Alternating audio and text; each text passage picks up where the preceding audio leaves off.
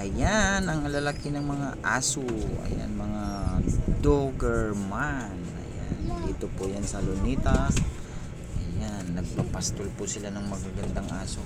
Ayan, mga ano, mga iba-ibang kulay may itim, may pula.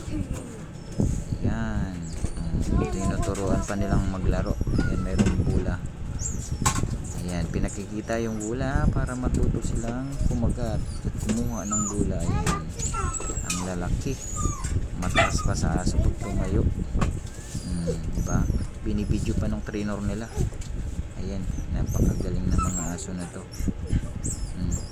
Yung asong itim, ganda-ganda, ganda ng kulay. Ayan, marami yan sila, papaikot.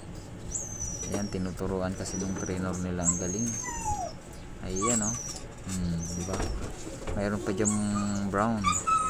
Ang ganda ng brown. Ayan Uy, kay Shin yan. Ayun, yung isang itim pa. Ganda. Babae siguro yung may-ari nun. Ayan Ayan. May mga babae din pala. Ayan, mayroon din malaki ito. Ang ganda ng pagkaaso na ito. Ang ganda ng kulay.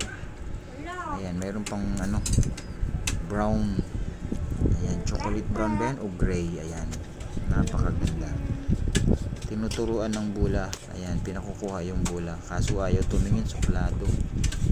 Ayan diba? Ang galing.